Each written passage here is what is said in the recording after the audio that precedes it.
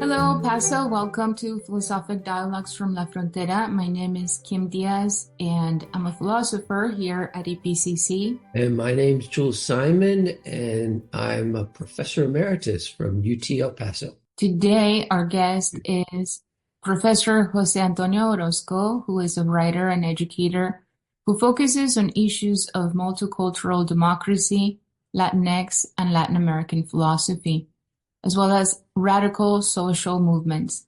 He is professor of philosophy at Oregon State University in Corvallis, Oregon, but is originally from the Southwest, calling Albuquerque, New Mexico his home. Thank you so much for joining us, Jose, today. Thank you. Thank you for inviting me. I'm glad to be here. We will start the topic that we've been analyzing philosophically these days is democracy, right? Democracy is all over the headlines. And maybe we don't think enough or deeply enough about exactly what is democracy. How can we think about democracy, right? So, Jose, what would you say to our viewers? What is democracy? How would you characterize it? You know, that's as philosophers always do, we look at these kinds of things and we go, that's a complicated question. There's really a lot to unpack with this. And so I teach regularly political philosophy to my students, and we usually begin with this question: what is democracy? And the way that I like to approach the question is to look at history and language, and look at the history of our concepts and where those come from to help us understand a little bit about how it shapes our thinking. And so when I think about democracy, I usually tell my students, you know, this English word, democracy, it's made up of two ancient Greek words, demos and kratos. Demos, kratos, democracy. Demos means the people, the ordinary people, the common people. Kratos is a word that means something like power or force. So when you put these ancient Greek words together, you have people power, people force. So democracy is often talked about as like the sort of government that's, you know, about the people who are in charge. But I think what's really important to focus in about the idea of democracy is how really sort of unique it is in comparison to sort of other kinds of ways of talking about government. So for instance, we have the word monarchy, which means like ruled by a king. But when you look at the words, the way that these are put together, that's very different than demos kratein, because monarchy is also made up of different kinds of Greek words. Monarchy, one, mon, and then archy, archon. So monarchy actually means one ruler or one master. So for the ancient Greeks, the idea of an archon is of someone who has power, control, dominion, but like a master, literally like someone who has control over slaves, enslaved people. So monarchy means someone has that kind of slave power control over just one person has that power. But demos kratos it's a totally different word set. Kratos is power. So, for instance, I would say that when you're asking, like, what is democracy? Democracy is actually a concept that asks the question, how should power be shared amongst the people? Whereas opposed to when you're asking, like, what's a monarchy? What's an oligarchy? The question there is, who should be the leader? Who should be in charge? Who should have control? But democracy is a totally different way about seeing about society. It's not asking who should be the leader. In fact, democracy, I think in some sense, assumes that we're all leaders, because the power to control society is shared by the people. So it's a totally kind of radically different sort of way of thinking about how to organize power in society. I think it assumes the idea that power is something that has to be shared equally, at least amongst the citizens. However, that's defined. In ancient Greece, of course, Athens, the city of Athens, back 2,000 so years ago, it was a democracy, but the citizens were only about 10% of the population. They were the adult males. The rest of society, almost 90% of it, was either women or slaves, children, or people who were non-citizens but guest workers in the city of Athens. So the citizens were only about 10%. But amongst them, amongst that small group, they thought of themselves as equal to one another, sharing the power, depending on whether, it didn't matter whether they were rich or poor. The idea was as long as you were a citizen, you were, right, you shared power equally. So I think that the idea of democracy, right, is a question about sharing power equally amongst the people who are thought of as citizens. And that's a really, really kind of rare society in human history.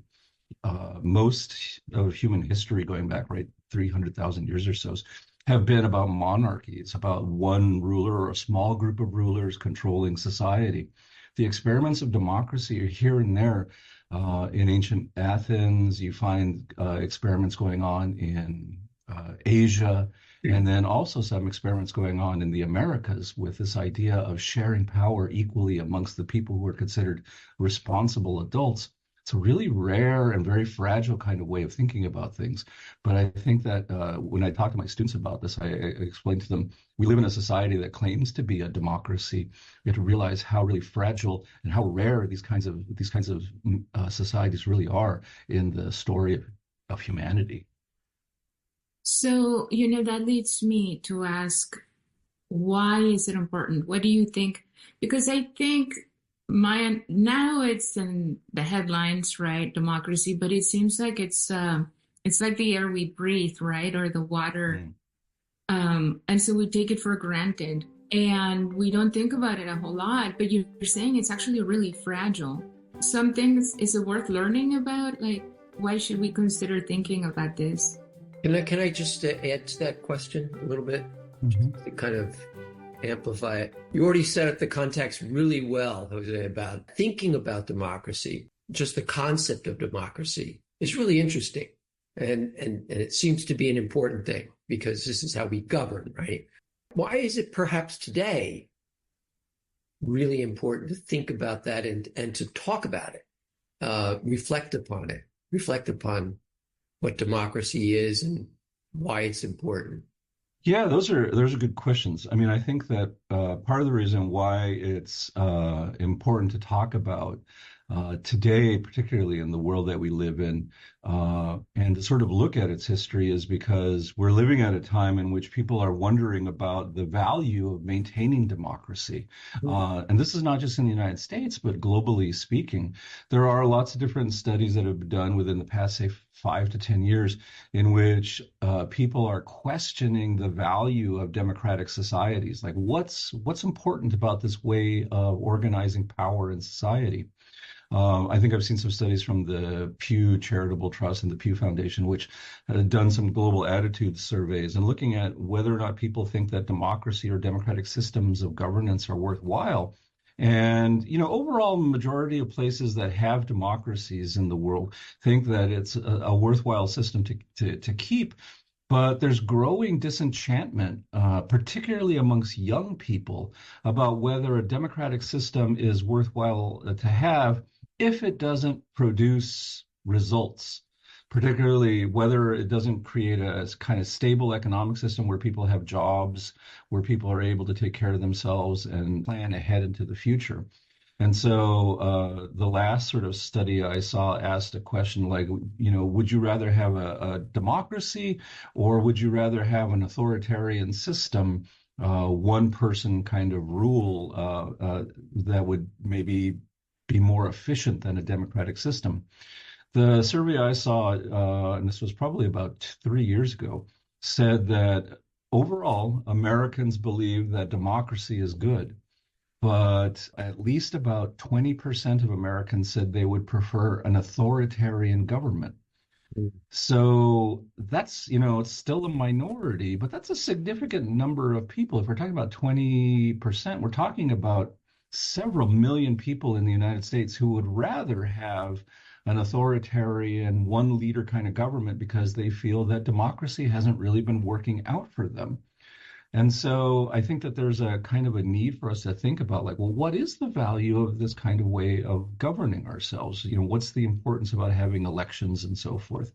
I think that what I try to do with my students when we think about this concept of democracy is, as I said, to sort of think about what it presupposes. And I think it's a really rich concept because it has, not only does it imply the idea of equality, right? The idea that power should be shared, but power should be shared fairly. And so there's an idea of justice, I think, already embedded in the idea of democracy in a way that I don't think it's embedded in other sorts of systems. If you think about monarchy, right, that just means that there's one person in charge. It doesn't mean that the person is actually ruling well. If we think about oligarchy, right, elites ruling society, that's just describing the way things are. But democracy is this rich concept that describes how things ought to be, how society should be, how the relationships among citizens ought to be governed. Should be done there should be equality. There's an assumption of justice. And in thinking about this also with one of my favorite authors, someone who I've done a lot of my work with, Cesar Chavez, the farm worker leader. He has a great essay towards the end of his life that it was just titled, "What is Democracy?" And for Cesar Chavez, right, democracy is also tied up with the idea of diversity, of inclusion in society, that this is embedded in the very idea, particularly of U.S. American democracy. Because he says, if diversity and inclusion wasn't an important part of what it means to be American, why would we have the Bill of Rights? He says, something like the idea of free speech and free association, right? And the idea of being able to grieve grievances to your government and freedom of religion. All of these things imply that we live in a society where we have different points of view, that we're not all the same, that we all don't think the same, but we want to live together and try to figure out a way to live fairly, equally with one another. So for Cesar Chavez, then, equality also means justice, diversity, equality. It's a really rich concept. And so I think that part of the worry in the world today is whether or not that kind of an ideal holds meaning for people, that they want to fight for it, they want to keep it around, they want to try to achieve that. Because you see all around the world different movements moving towards more and more kind of authoritarian structures.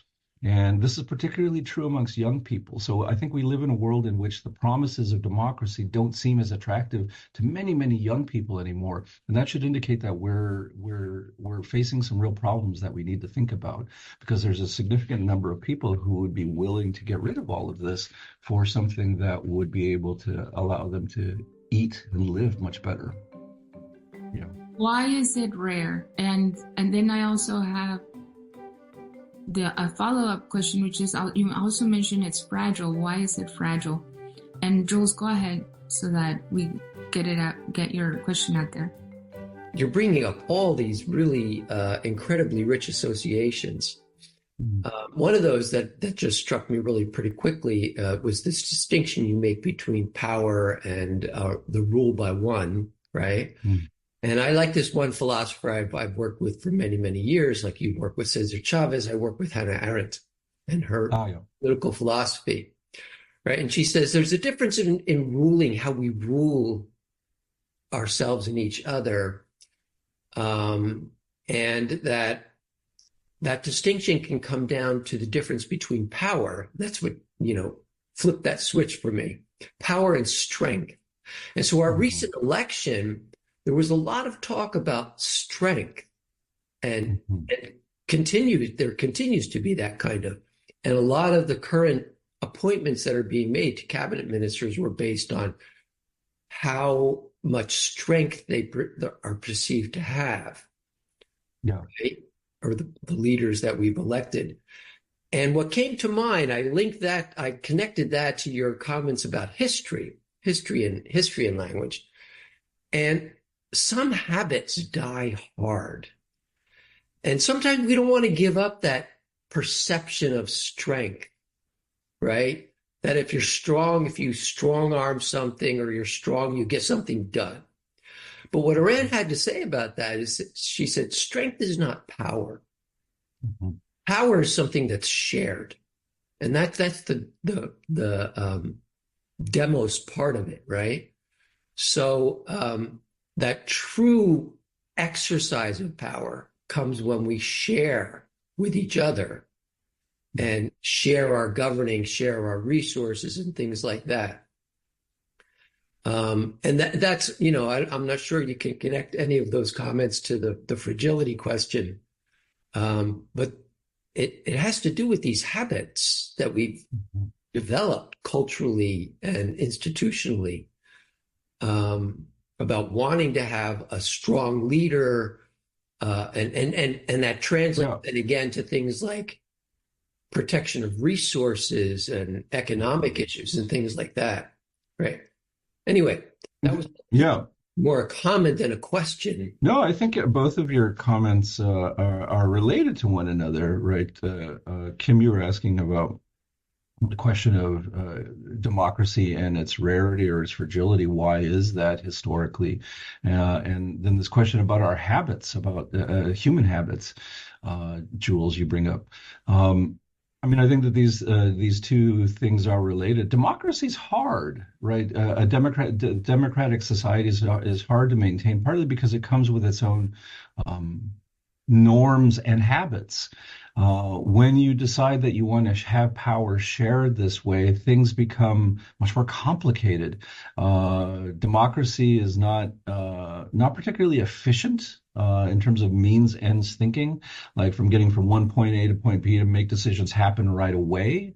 Because if you're sharing power, you have to talk, you have to deliberate, you have to spend time thinking about things, and you have to work with people who you may disagree with, who you don't share plans with, you don't see getting to the same goal in the same kinds of ways, and that can create conflict.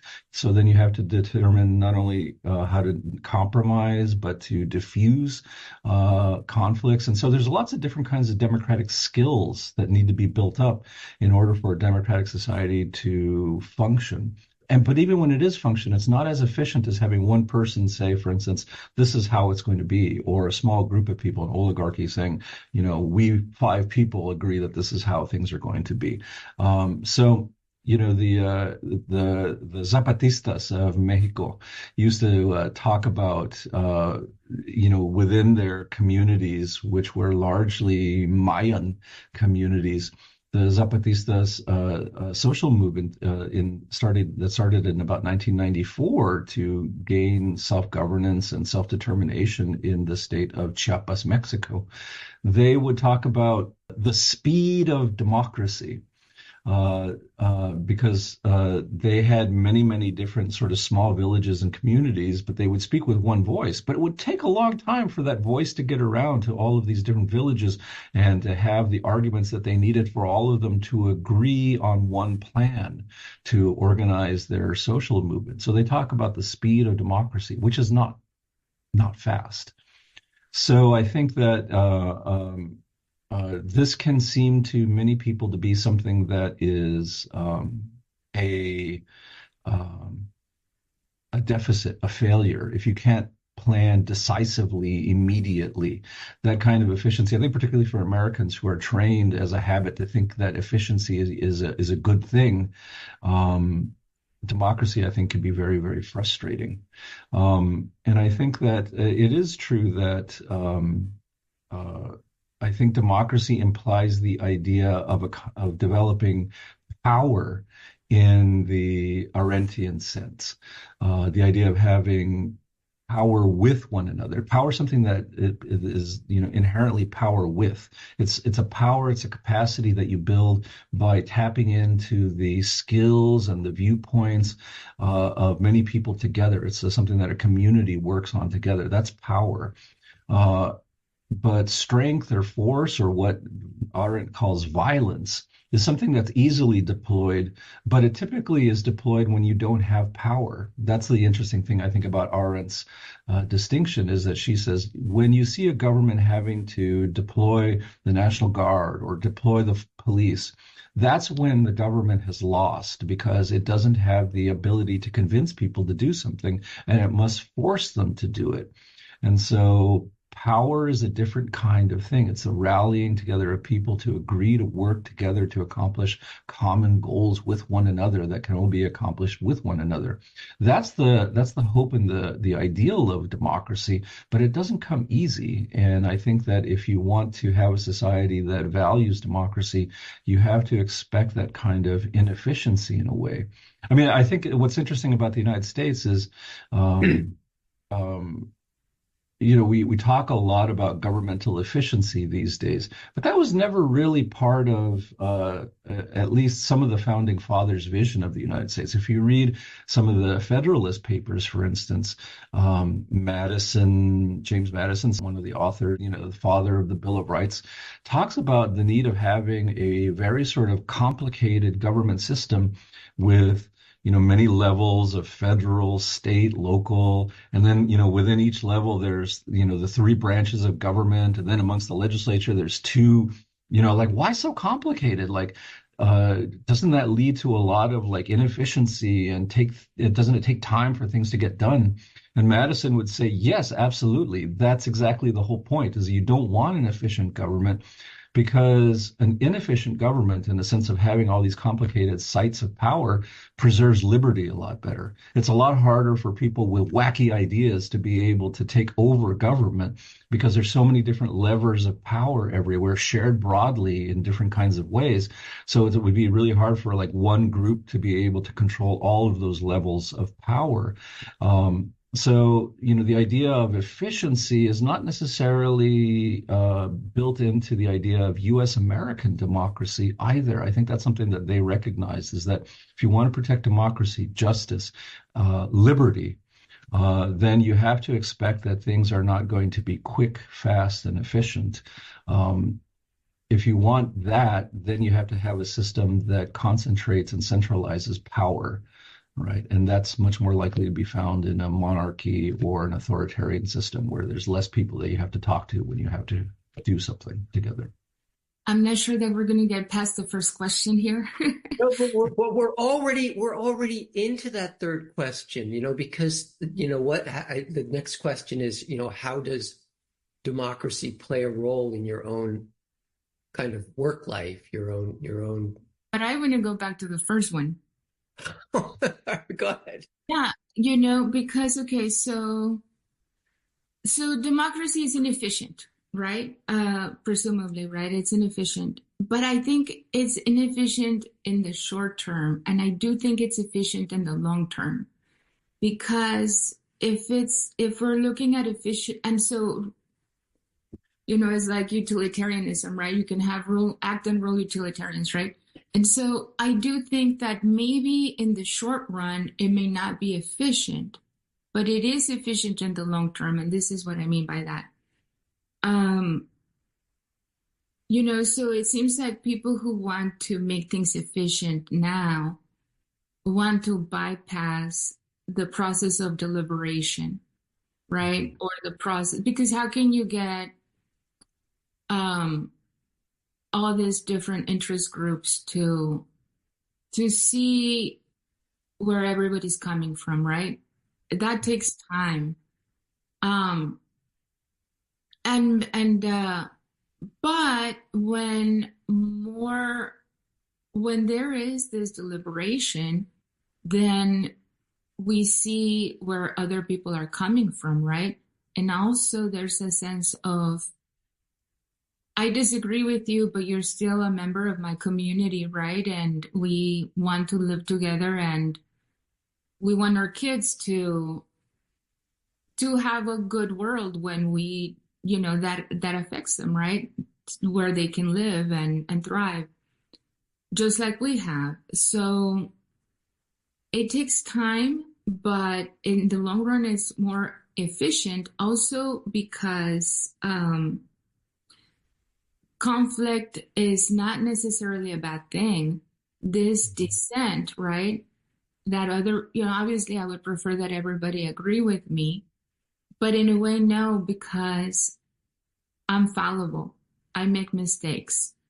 And the more people can speak with each other, we can refine collectively what it is that we want to do and how we want to accomplish it. And that does take time. But in that process, I think we're better for it because others see my shortcomings, right? And as opposed to if I'm the queen, and then I pass laws that I like, but I don't have, nobody stopped me, right? Nobody told me, hey, have you considered that?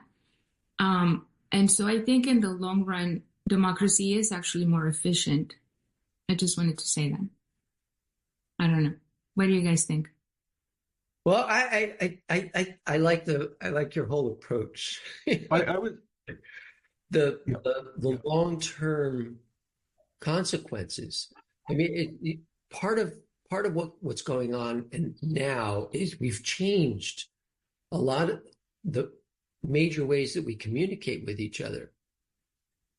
We have a technological revolution where we have this thing called the internet. Look at us right now. We're talking to each other over great distances, right? And so that process of how we communicate with each other has to be factored into these ideas or these processes that we use to deliberate on how we're going to govern ourselves, right? And so that's now a really important issue that has to be considered. We can't just have a town hall and that's going to, result in us coming to, face-to-face understandings and talking things out. But we were affected by this technology that now we're embedded in. And so and that leads to this next question about how democracy plays a role in our lives and our professions, right? And Jose, you've already moved in that direction a lot by talking about Cesar Chavez and Mayan history and things like that. And so it's obvious, you've come from and you are concerned with this diversity issue, this issue of diversity and democracy. And that's also what I was trying to get to. Besides the habits question, there are these cultural practices that we've embedded in our lives. And this, that I've learned about more deeply since having moved to the Southwest decades ago, something called machismo. But machismo, is just another variation of that strong, private family rule run by, the man, right? The male figure. And so when we're talking about diversity and equity and equanimity and things like that, we not only have to think about deliberating amongst each other, but deliberating amongst differences that have become hardened over time. Differences between men and women, our perceptions about those roles that they play, differences between different racial identities. And you talked about Cesar Chavez, and what popped into my head was Dolores Huerta. Not a lot of people talk about her right away, but she played a huge role along with him in developing that whole movement, right? So, if you want to respond to any of that, you can. The question is, how does democracy play a role in your kind of daily activities? And obviously it does, because you started out talking about you and your students. Yeah. I think that, bringing together a lot of what you both were talking about, democracy, part of the reason why it is so fragile is because it's hard, complicated to try to get deliberation going. Deliberation is at the heart of what all of this is about. It can be frustrating because it's not as efficient as perhaps other systems. I think partly in the American context, in the United States, part of what goes on, I think the efficiency really matters when we're talking about commerce or business. And so I think that, what we've seen in the United States for a long time is that the sort of habits or the values of the business world, of the market, have really come to influence how we think about government. In fact, we often think that, if you are a CEO or someone an executive in the business world, that you should know how to govern.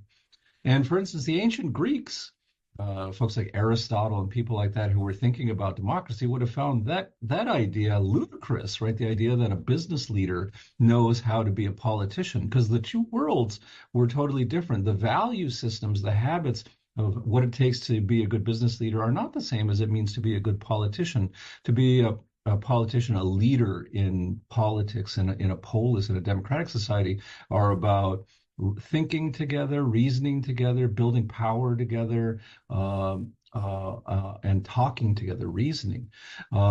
Business is a much more sort of means ends, like what's the best way to sort of distribute goods and services, and that's a whole sort of different kind of skill set.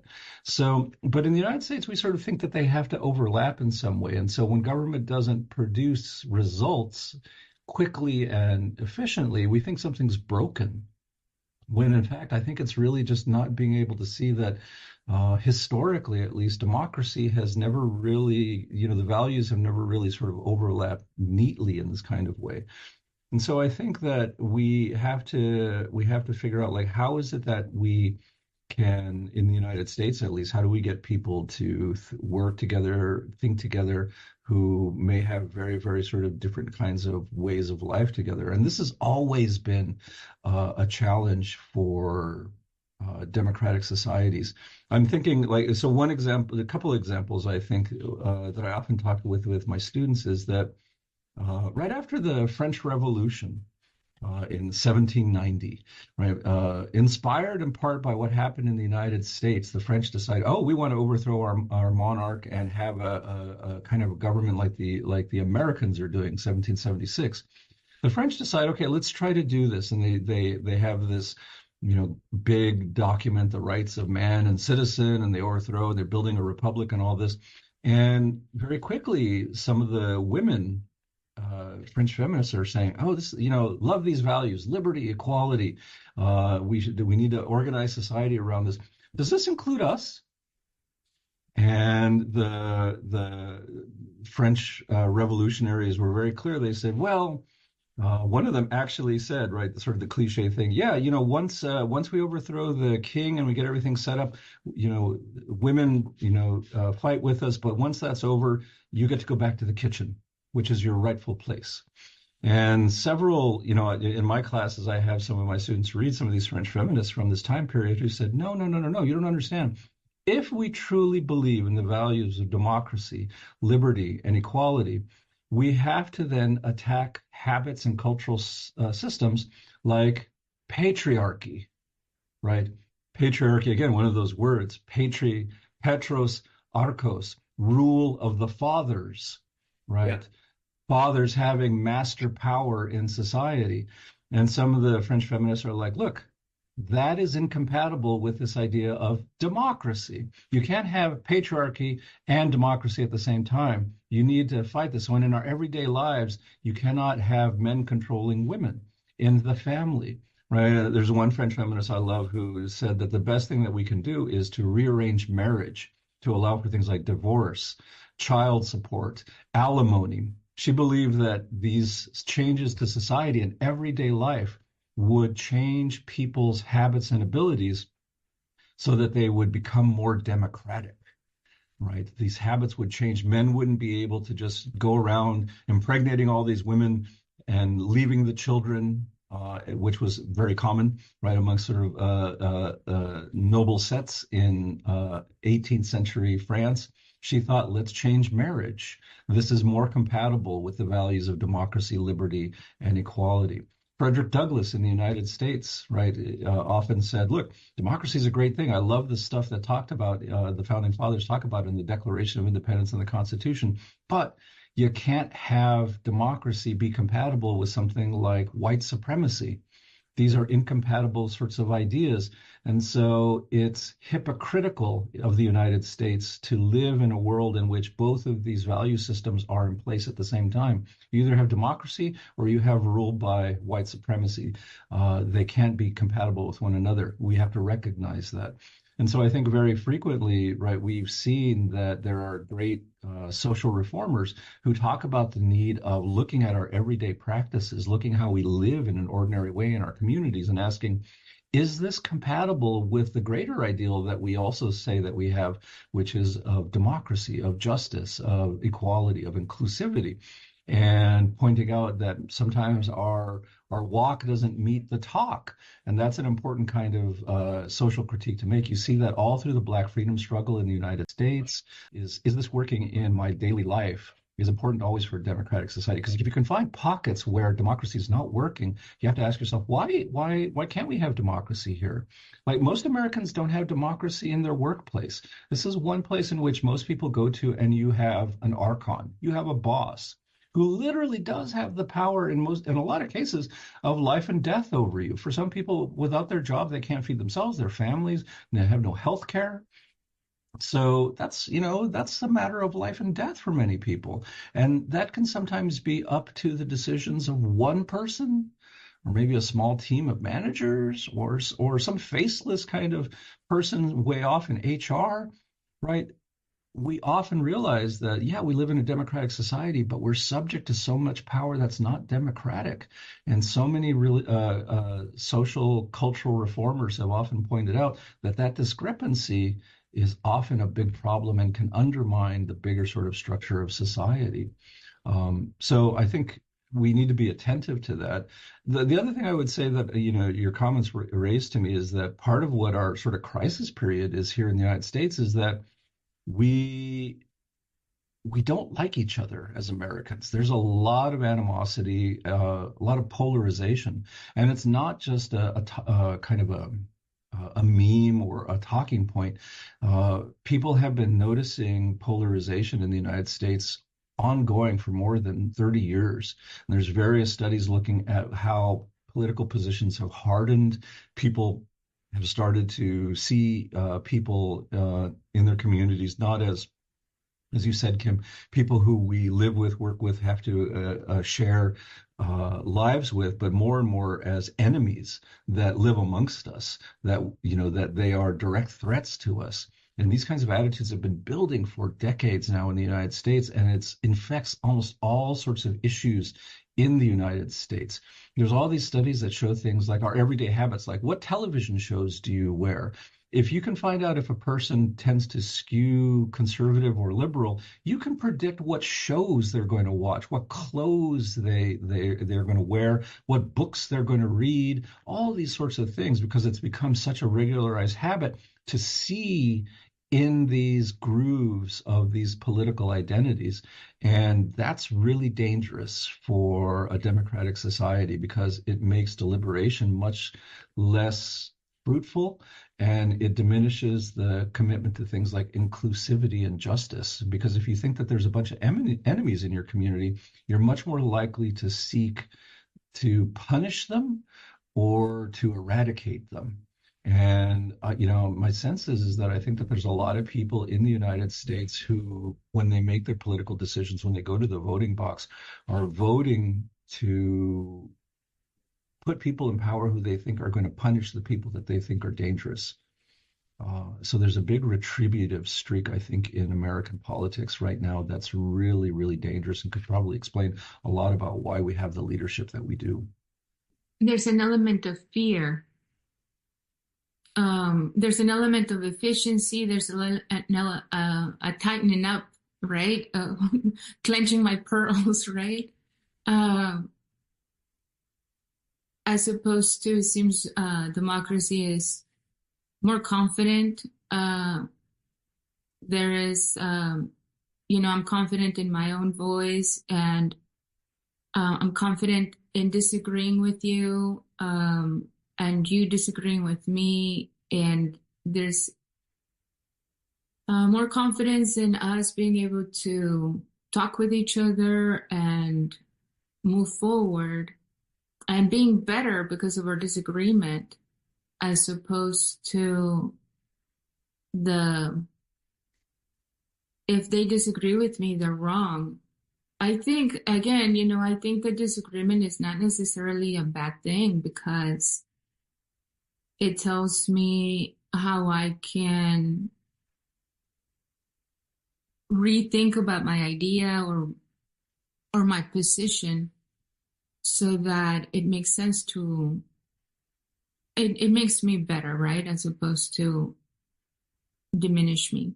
But the one thing to note is that there's a difference between disagreeing with someone you trust and someone you don't trust, right? With someone you trust, you know that they sort of, like, as you said before, they have your back, that you're working towards similar values ultimately and things like that. I don't know if that's as strong anymore in the United States. The question about trust, there's a lot of polarization really sort of is about whether or not you trust other people to be on the same page with you ultimately. We may disagree about how to get there, but we ultimately want the same sort of things. I don't think we're in that place right now. I don't think that we think that we're moving towards the same goals. Ultimately, surveys again show that Americans usually agree pretty much on the same sort of set of values, and they're listed. The stuff that we're talking about: equality, liberty, democracy. These are high in terms of what all Americans say they agree with.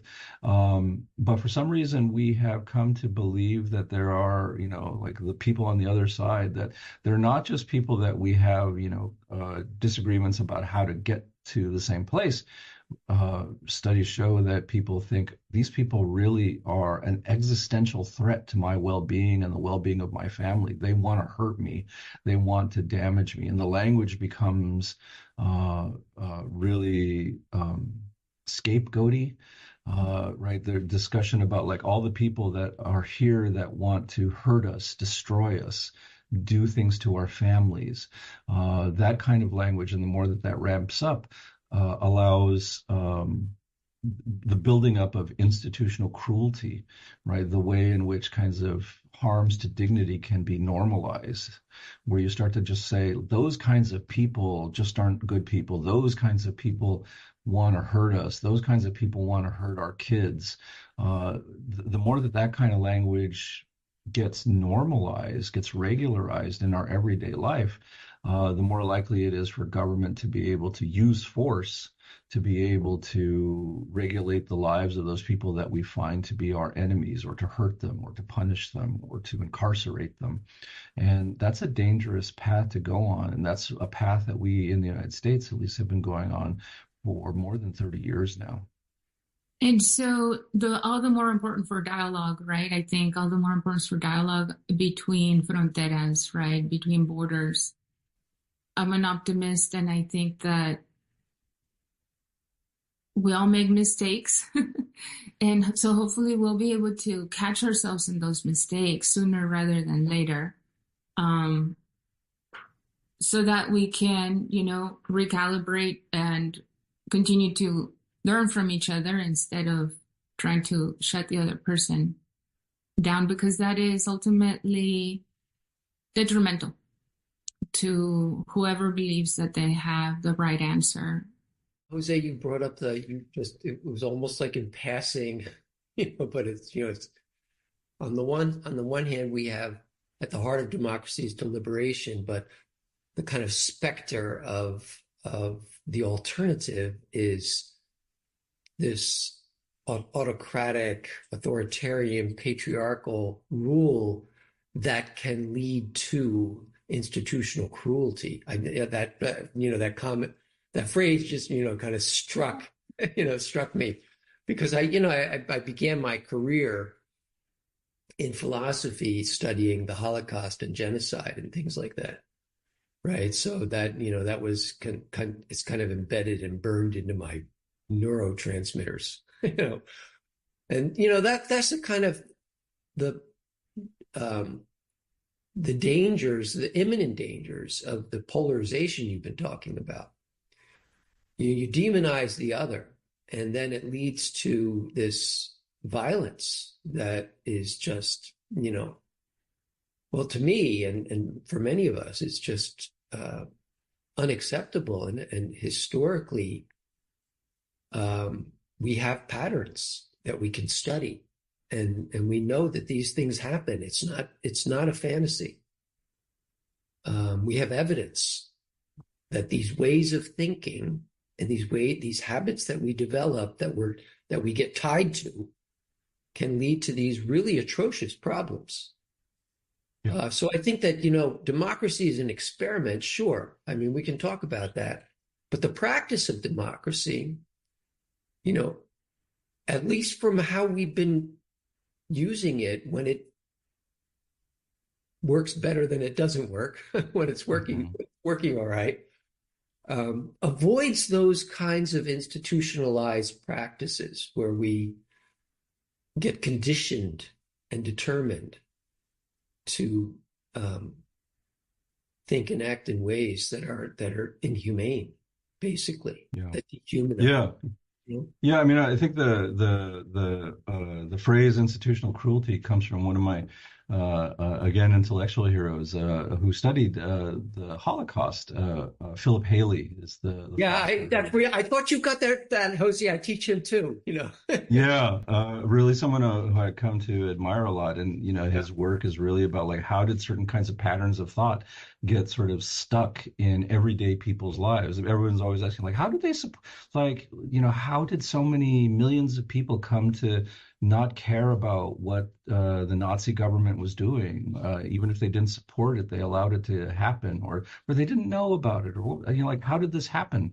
And he sort of talks about institutional cruelty, the ways that just certain ways of talking about Jews or Roma people or political opponents as enemies, as beasts, as animals.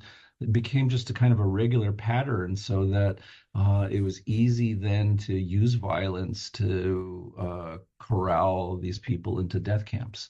So that there's a way in which our sort of everyday habits of how we talk about people, and whether we're extending grace and recognizing other people's dignity, right? For Haley, it's really important is that dignity is a really sort of important idea. The idea that other people have the right to be able to determine for themselves what is good in their own lives, in the same way that you have the right to be able to figure that out for yourself.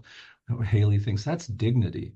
And what things like the Nazis did is they attacked people's dignity, so much to the point that people started to believe that they didn't have dignity themselves, that they weren't worthy, that they didn't deserve to live. That they became self-hating in ways.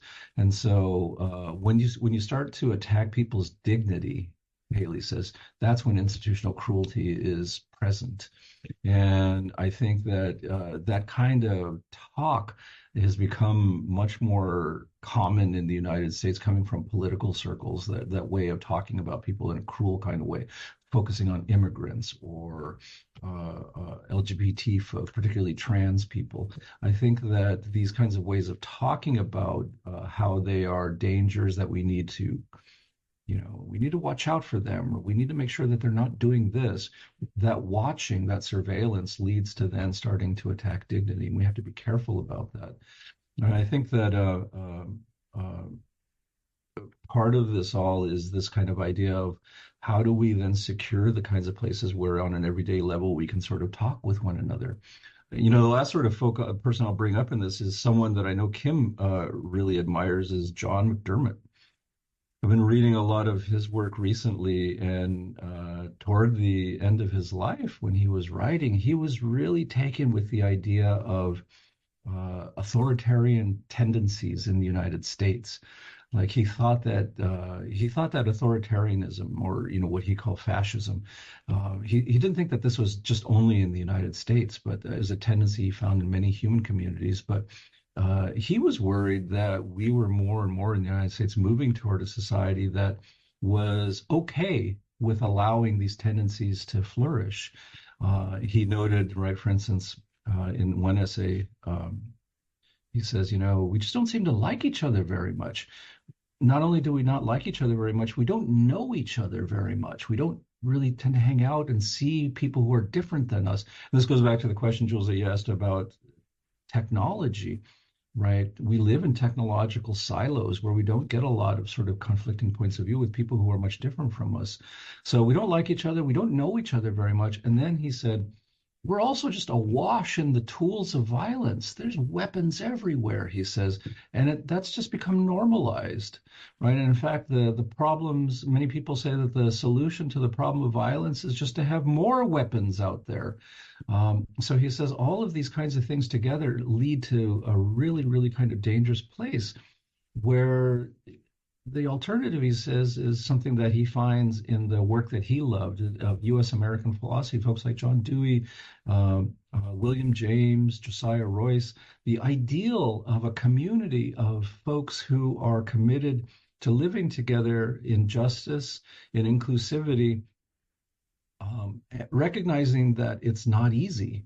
And it's not something that comes quickly, but that there is a kind of beauty, that comes, a kind of satisfaction, a kind of flourishing that only happens when you work together.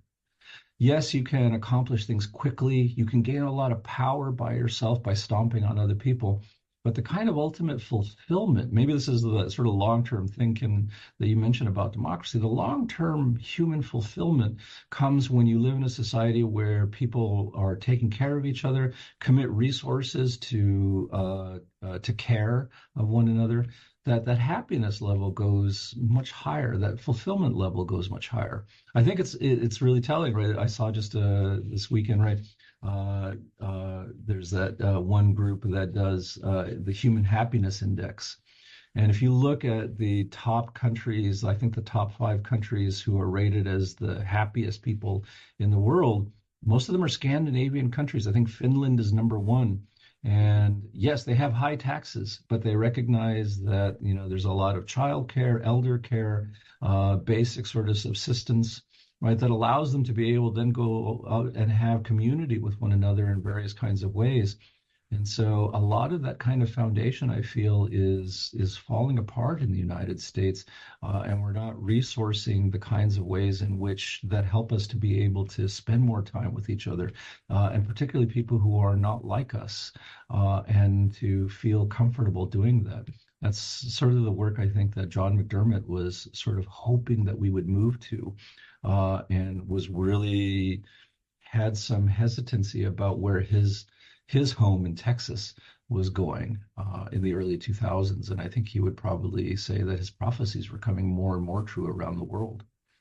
Well, I'm glad you at least touched upon the beauty, the goodness, and the truth of plurality. I was saying, because, just a few minutes before talking about that, those wonderful values that we can work towards and embrace. What came to mind was kind of an algorithmicizing of our thinking and being, and normalizing not only the practice of acting violent towards each other, but it's almost embedded in our daily lives and in our work practices. Speaking of Philip Haley and the Holocaust, it's not too far away from where the United States is at, where a lot of our livelihoods are based on building weapons and ammunitions, right? And so that becomes part of maintaining a standard of living that I have to compartmentalize if to make sense of, if I want to have kind of a happy life, but I'm building these bombs and these guns and things like that are the source of the threat to that happy life. So it's kind of a schizophrenic sort of phenomenon that we're living through, right? So I think it's important to emphasize those kinds of ideas that McDermott talks about, that we don't want to lose that, those kinds of practices which seem ideal, but they do exist. There is, Yeah, I mean, you know, one sort of thing I'll bring up about this when you're talking about the sort of regularization of violence, there's a speech that Cesar Chavez gave in 1971 when it was war. And so he gave a speech in Los Angeles, and the question for him was, why are so many African American, why are so many Latino young men going off to war? Why are they joining why are they joining up? Why are they not resisting going to Vietnam? And he said part of the reason is, of course, that we have a society run by generals and corporations, he says. But he says you can't put all the blame on those leaders, that in some sense violence, he says, is regularized in the United States. So Chavez says we see violence, people, there's guns everywhere, and we see it in our everyday relationships. There's interpersonal domestic violence in our families, and we regularize competition, but not just competition, domination in everyday sports. And so he says we regularize all these tendencies that say that if we want to get ahead, we have to stomp on other people. And so it's no surprise that people are attracted to the military, to fighting, and to violence, because we do so many things on an everyday basis that emphasize, the efficiency of violence. And so for him, the farm worker movement was an opportunity to try to create a social movement that would create an alternative, that would give people a sense of working to build a community that would achieve justice together. And he thought that working together, doing things together, gave people a sense of that beauty of community, the fulfillment of community. And he said, this is what I hope that the farm worker movement can do, is to show people that they can find a sense of fulfillment and authenticity in their lives, not at the end, of the barrel of a gun, but in working with people together. And so for him, the farm worker movement wasn't just about like trying to get justice for the farm workers in the fields, but trying to show an alternative way of building things that he saw happening in the United States that was moving towards more and more violence, the normalization of institutional cruelty, and a way of life that he felt was really at odds with what the values of the United States were, which is this idea of democracy touched up with inclusivity, equality, justice. I would like to probably invite you, Jose, to come talk with us later. More. I'm just, my wheels are turning, right? And anyway, I will follow up with my ideas. We are getting ready to wrap up, so we only have a few minutes. But I still wanted to ask you, just a few questions here for the last couple of minutes. If you want to say something about the relationship between democracy and truth, and also if peace is a democratic ideal, right? Because hearing you speak about Cesar Chavez and the farm workers movement and working in a different way that allows for fulfillment through democracy. Yeah, this is a complicated question to try to figure out, like what is the relationship of truth to democracy. You could have a whole sort of episode on the question of truth. What does that mean? I think what democratic societies are devoted to, at least, is this idea of deliberation. Deliberation means talking with one another, coming to some kind of sense of agreement. That assumes, I think, that we're talking about being able to see the world in the same way together, being able to agree that this is the way things are, this is true, this is how we need to move ahead. And so there's a kind of an ideal in democracy that has to involve, I think, an ideal of a shared truth about how we see the world together.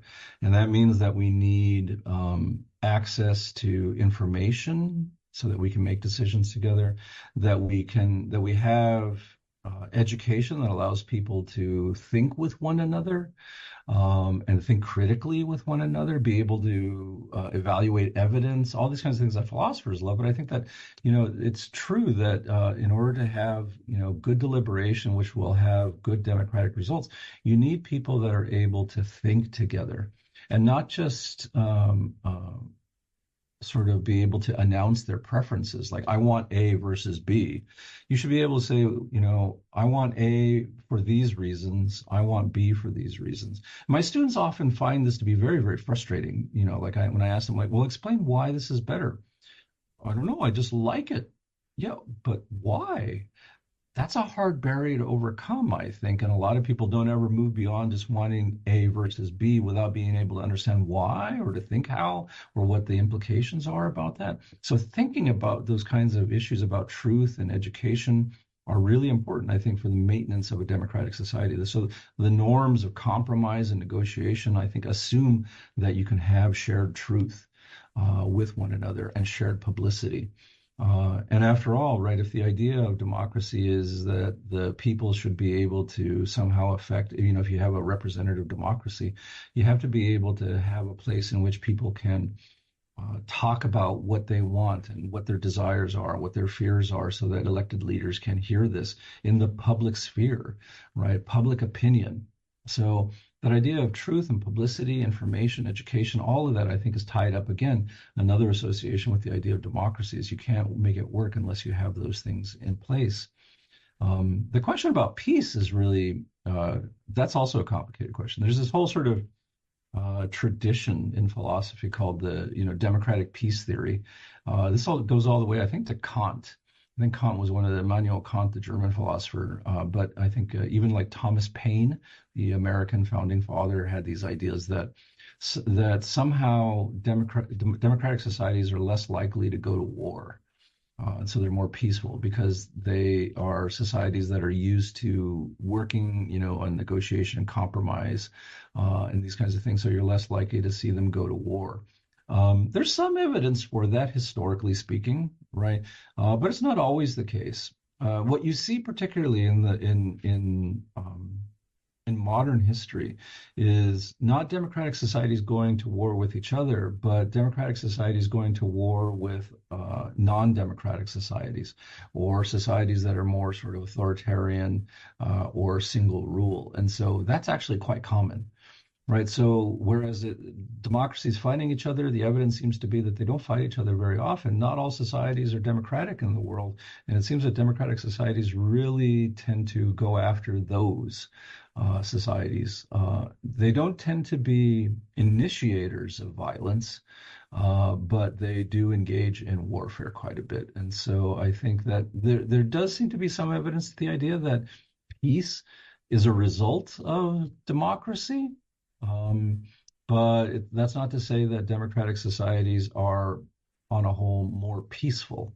And internally, true, that's the other question, is that, do democratic societies tolerate a lot of internal violence? That's a possibility as well that needs to sort of be more fleshed out. So, the question about, is peace one of these deep associations with democracy? I would say probably that's not as tight of a kind of an association as is these other kinds of values like justice or equality or inclusivity.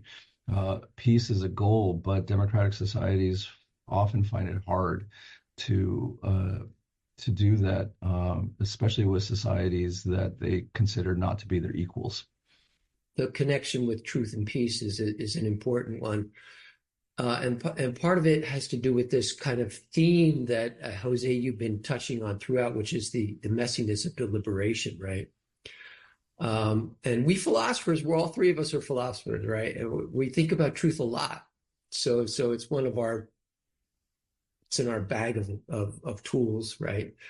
We work on it, we think, we reflect on it. But there's this way of thinking about truth, that there's one truth, nothing but the truth, and it's the absolute truth. And, and maybe you want to associate that with an autocrat or with an autocracy or a monarchy, that there's one way to do things, right? But there's other ways to think about truth, and that that way, another way is to think that we only have partial access to the truth. We impart our truths to each other. And this is why we need to share our ideas with each other in dialogue, right? I see it this way. Well, why do you see it that way? Well, I feel it with my heart. I think, I've been taught this and all that. And, but those are the willingness to be open to entertain these conversations that are hard conversations has to begin by, understanding that I have limitations, that we all are limited by our limited perspectives and our backgrounds and things like that. And so I think we need to, speaking of maintaining these kinds of fragile things, one of those is our commitment to education. And we need, to continue to educate ourselves in this way of helping each other to understand that it's okay if you don't know everything. You don't have the final answer. I don't have the final answer. Maybe you know something about how things work in Oregon that, they're not working here in Texas. Maybe we want to compare notes or something like that. Anyway, I just wanted to comment on that and touch upon that theme that you were kind of pulling through our whole dialogue with. Yeah, I think that's right. And it goes back to what you were saying too, Kim, is like the idea of like multiple perspectives and sharing together that we get a better grasp on things perhaps with our limited perspectives. The danger I think is this, and in this way is that, there's one danger in saying, oh, there's only one truth and this is the way it is. But I think that's something what's weirder in the United States is that we live now in a world where we don't know what is true, right? There's truthiness, or there's what I find more frequently is people saying, well, there's no such thing as the truth, but that means that anything can be true. My truth is just as good as anybody's truth, right? So if there's no truth, then truth doesn't matter and everything is okay. And I think that that's wrong too, right? That sort of relativism or the idea that there are, my facts. We need to encourage thinking that there's a kind of way about thinking about truth, which is our shared truth together. And that doesn't mean that anything goes and that we have to tolerate everything. I mean, I think that kind of relativism really opens up sort of dangerous territories, because I find very often people say, well, if you believe in democracy and you believe in all this kind of progressive stuff, then, sure, like, the Nazis are just as good as anyone else. And I think I want to say no. Tolerance is not infinite. Should we tolerate Nazis in our presence? Want to say no. Doesn't mean you kill them. Doesn't mean you eradicate them and round them up into Nazi concentration camps or something or other. But there are doctrines and ideas that are simply not tolerable in a society dedicated to these kinds of values. And we need to work as best we can to show why they're wrong. I think that, one of the people that I think is a hero to us intellectually in common, John Dewey, right? Towards the end of his life, when he's writing about the aftermaths of World War II, sort of says we need to really rethink our political concepts in a way to sort of think about how do we avoid a world in which war and intolerance just gets regularized that created something like World War II. And I think that this was the promise of things like the United Nations back in 1948, and more specifically, something like the United Nations Declaration of Human Rights. The first couple of documents are really interesting. The articles, there's 30 articles in the UN Declaration of Human Rights, but the first one begins, the first few are about saying, we want to live in a world that's dedicated to peace, democracy, and we build this on the foundation of the recognition of the dignity of all human beings. And then it lays out all these articles of human rights that human beings are supposed to have in virtue of just being human beings. And they have to do things with like having a say in government, but also things like, having a right to a vacation, having a right to a family, having a right to a job, social, economic, and cultural rights. And the idea of that document is that we want to build a world that will not allow things like Nazi horrors to ever exist again. And we commit ourselves as the United Nations at this point to try to build that world. And I think we've lost that kind of vision that we are as a human family tied together in this project of building a world in which we care for one another, that we want to raise the dignity of each human being, no matter where they are on the planet, so that we can avoid things like World War II, which were caused by authoritarian systems. And so I think that we need to, like, as we flirt with authoritarianism all around the world, we need to recognize, millions of people died to make sure that this world, this kind of way of thinking would not rise up again. And I've run across lots of different kinds of people who often say, and this is true of me too, my grandfather died fighting Nazism. My grandfather did too. He didn't die, but he was part of World War II. He fought in Europe. And, we sort of talked about this as a project of trying to get rid of certain kinds of ways of thinking that threaten these values that we claim to uphold, even though perhaps, America has never really been a fully kind of ideal democratic society. We've given lip service to this, as Frederick Douglass says. The worry, I think, nowadays is that we think less and less that it's a worthwhile value to even aspire to. And that's where I think our crisis is in the world today. That was aspirational, Jose. That was a wonderful way to bring our dialogue to a wonderful conclusion. Well, thank you so much, Jose, for joining us today. Thank you to our team, our producing team, our production team. Thank you to our viewers. This has been Philosophic Dialogues from La Frontera. Please join us next time.